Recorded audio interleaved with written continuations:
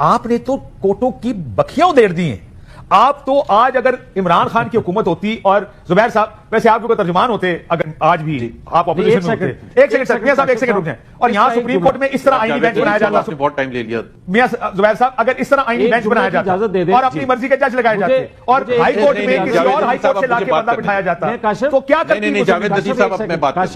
عدل کی جو بحالی تھی اس کا میاں نواز شریف صاحب کیا کہتے تھے ذرا سن. وقت آ گیا ہے کہ ہم عدل کی بحالی کا پرچم اٹھائیں. نواز شریف کی عدل کی بحالی کی مہم میں نواز شریف کا ساتھ دو گے؟ میں نے تحریک عدل کی بات کی ہے. تحریک عدل بولو ہاں. تحریک عدل کی بحالی میں اس جنگ میں ہم سارے ساتھ ہیں. تو تحریک عدل چلنی تھی اس ملک میں, اس میں عدلیہ کے لیے کھڑے ہونا تھا. اس پر بھی میاں صاحب کی جب وہ اپوزیشن میں تھے تو بڑی بیانات دیا کرتے تھے کہ عدلیہ کو کیا ہونا چاہیے, کیا کرنا چاہیے. عدلیہ کا سر نیچا کرنے کی کوشش کی جا رہی ہے کہ عدلیہ سے اس کے پاور چھینی جائیں, بڑی زیادتی ہے. عدلیہ کو چاہیے جو ایکسٹرنل پریشرز آتے ہیں ان پر اس کو روکے. عدلیہ کے درجنوں فیصلوں کو پاؤں تلے روندا گیا ہے. اس کے وزراء اور لیڈر ہر روز عدلیہ توہین کرتے ہیں. آپ نے ججز کو بلیک میل کر کے غلط فیصلے ان سے لیے, ان کے کریئرز خراب کیے. غضب خدا کا, یہ کوئی بنانا ریپبلک ہے کیا؟ جی ہاں, یہ بنانا ریپبلک. السلام علیکم ناظرین, یہ تھی وہ ویڈیو جس کی وجہ سے کاشف عباسی کو ایک کوفیر کیا گیا کیونکہ کاشف عباسی نے نون لیگ کو ایکسپوز کر کے رکھ دیا تھا. کافی ثبوت بھی سامنے رکھے تھے. آئیے ناظرین یہ ویڈیو دیکھتے ہیں, پھر مزید ڈیٹیل آپ کے سامنے رکھتے ہیں. تو سب سے پہلے ویڈیو کی جانب چلتے ہیں کہ ویڈیو میں ایسا کیا ہے, پھر بعد میں اس کے اوپر تفصیل سے بات کرتے ہیں. السلام علیکم ناظرین, آپ دیکھ رہے ہیں پروگرام کاشف عباسی کے ساتھ. ویسے تو آج کل کی تمام سیاست عمران خان کے گرد گھومتی ہے.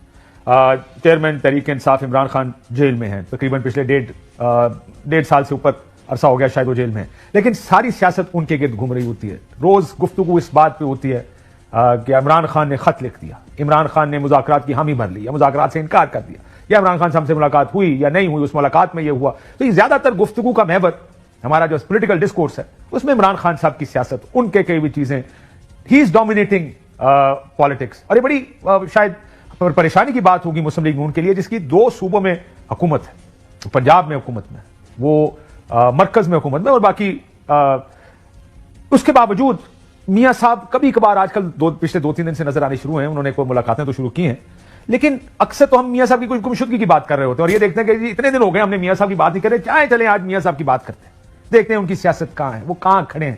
اور شاید لمحہ فکریہ بھی ہے مسلم لیگ نون کے لیے کہ ان کی سیاست کس طرف آ گئی ہے. ہم پچھلے ہفتے اس انقلابی شہباز شریف صاحب کو ڈھونڈ رہے تھے جو حبیب جالب کی نظمیں گایا کرتے تھے جلسوں میں.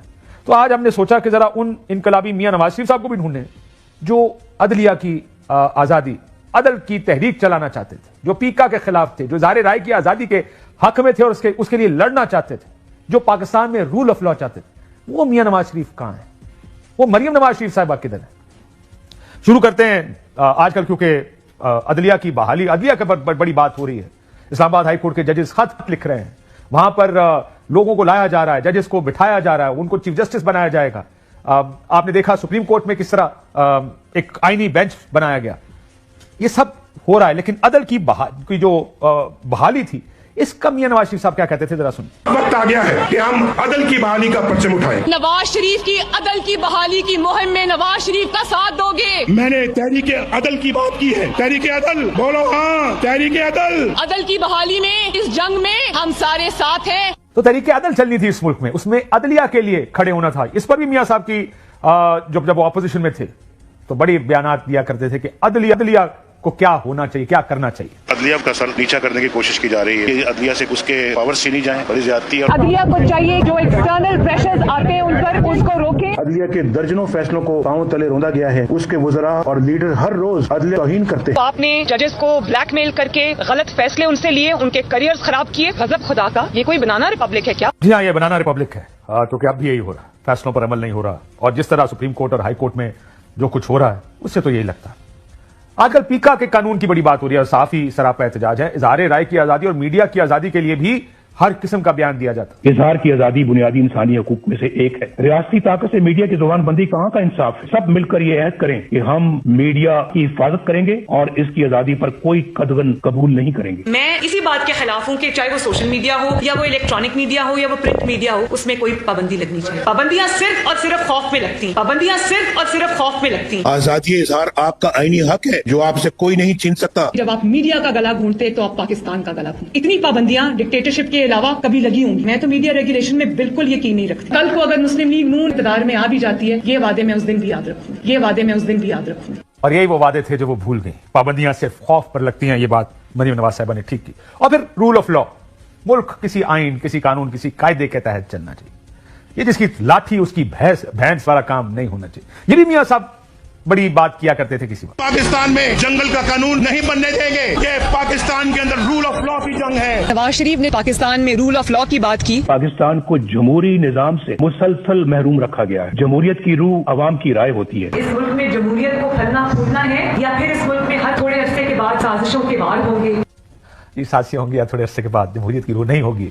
ऑपोजिशन में ये बयान आसान होते हैं। उन्होंने कहा बड़ी कुर्बानी भी दी। मसला ये है कि जब एक लीडर या एक सियासतदान होता है और जब आपसे तवक्को ये होती है कि आप असूल के मुताबिक खड़े होंगे, असूल के साथ खड़े होंगे, आइन और कानून के साथ खड़े होंगे, जाती मफाद पर आप इन चीजों को तरजीह देंगे, तो मैं क्या याद करूं? क्या मैं मियां साहब की कुर्बानियों को याद करूं कि देखें ना जी, फिर उन्होंने ये भी तो कहा था कि डिक्टेशन नहीं लूंगा, कोई बात नहीं, आज फस्तायत आ गई, अदालतें तबाह कर दी, इस्लामाबाद हाई कोर्ट तबाह कर दी, सुप्रीम कोर्ट तबाह कर दी, इस पार्लियामेंट को इस्तेमाल किया ये सब तबाह करने के लिए, पार्लियामेंट को इस्तेमाल किया मीडिया का गला घोंटने के लिए, लेकिन कोई बात नहीं जी, उनको कुर्बानी भी तो थी ना।